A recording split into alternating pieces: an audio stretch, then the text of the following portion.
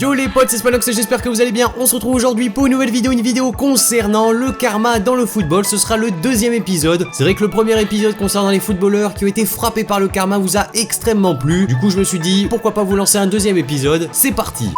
On commence forcément par le joueur qui est le plus détesté par le karma, c'est bien sûr Sergio Ramos, qui a été frappé une nouvelle fois, c'était lors du match Ajax-Real Madrid en Ligue des Champions. Alors le match allait se jouer du côté de Amsterdam, le Real avait gagné 2-1, et c'est vrai que Sergio Ramos était un peu cru chez lui, il avait un peu pris de hauteur les joueurs de l'Ajax Amsterdam. Pour lui, la qualification était déjà actée, elle était signée, le Real allait passer à l'étape supérieure, du coup il avait décidé de se prendre un carton jaune qui lui permettait de manquer le match retour mais de pouvoir jouer les matchs suivants, et malheureusement pour son équipe il y aura une grosse remontada au Santiago Bernabéu. Sergio Ramos verra le match depuis les tribunes, il verra comment le Real va se faire éclater par l'Ajax Amsterdam 4-1 à domicile en plus. Franchement c'est ce qui aura quand même marqué la superpuissance de l'Ajax en Ligue des Champions, et Sergio Ramos ne peut que s'en mordre les doigts. On poursuit avec Ashley Young lors du match PSG Manchester United, on reste en Ligue des Champions. Vous savez que Di Maria du coup revenait à Old Trafford depuis son départ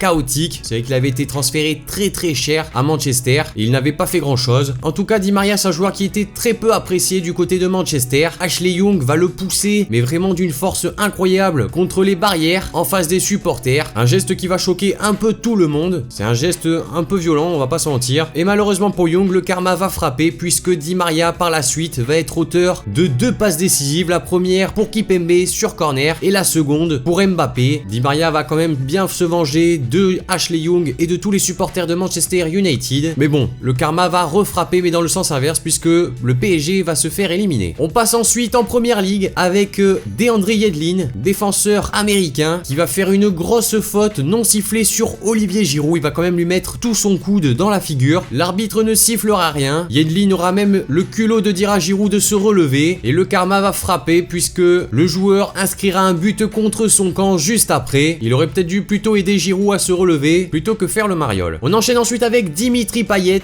le joueur français. Je pense que vous vous rappelez, lors de la finale de l'Euro 2016, Payet était titulaire avec l'équipe de France. Il avait blessé assez rapidement Cristiano Ronaldo lors de la rencontre tant attendue. Ronaldo n'aura donc pas vraiment disputé cette finale de l'Euro 2016 et 2 ans plus tard, lors de la Coupe du Monde 2018, ce sera Dimitri Payet qui se blessera. On sait très bien que pour Didier Deschamps c'était soit Payet soit Fekir. Payet étant blessé, il a choisi Fekir. Mais si Payet ne s'était pas blessé lors de la finale de l'Europa League contre l'Atlético Madrid, il aurait probablement été à la Coupe du Monde, mais malheureusement il la regardera depuis chez lui et il verra comment Adil Rami soulèvera la coupe. On poursuit avec Sergio Ramos, et oui, encore lui, c'était lors du Classico. Je pense que vous vous rappelez de la grosse faute qu'il avait fait sur Lionel Messi. D'ailleurs Lionel Messi était fou de rage ensuite contre le défenseur espagnol, et lors d'un duel aérien, ce sera Ter Stegen qui sautera plus haut que Sergio Ramos et qui lui mettra vraiment une patate dans la tronche, c'est mérité. On poursuit en Liga avec Antonio Barragan, le défenseur du FC Valence. C'était un match Barça-Valence et Neymar avait été poussé un peu à l'image de Young et Di Maria contre les supporters. Visiblement il avait dû se faire assez mal. Juste après, sur une action, il va littéralement humilier le défenseur espagnol par un petit pont juste sensationnel. On passe ensuite avec la sélection chilienne. Il devait y avoir un match Chili-Corée du Sud et juste avant le match, les joueurs de la sélection chilienne lors d'un restaurant se sont un petit peu moqués des Asiatiques en faisant les yeux bridés avec les doigts. Sauf que le lendemain, le match ne sera pas de tout repos pour les Chiliens puisque ça sera la Corée du Sud qui va carrément les humilier, notamment Heung-min Son, le joueur de Tottenham, qui va faire un match extraordinaire avec de beaux petits ponts. On a ensuite Dario Benedetto, le joueur de Boca Juniors. Je pense que sur les réseaux sociaux, que ce soit Twitter ou Instagram, vous avez pu voir à plusieurs reprises cette célébration de Benedetto lors du match Boca River où il s'était carrément foutu de la gueule du joueur adverse après son but, et le karma va lui frapper dessus puisque cette célébration humiliante se retournera contre lui et son équipe va perdre 3-1 sur un match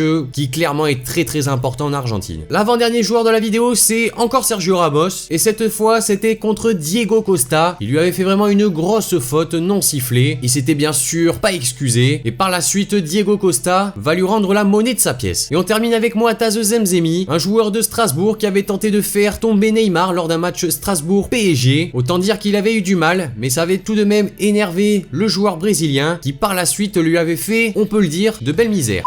Donc voilà les amis, cette vidéo concernant les footballeurs qui ont été frappés par le karma est maintenant terminée. N'hésitez pas à me dire dans les commentaires ce que vous en avez pensé de cette vidéo. Également, si vous voulez un épisode 3, n'hésitez pas à bombarder la barre de like. Abonnez-vous si c'est pas déjà fait. Moi je vous dis à la prochaine pour une nouvelle vidéo, c'était Spanox. Allez, salut tout le monde.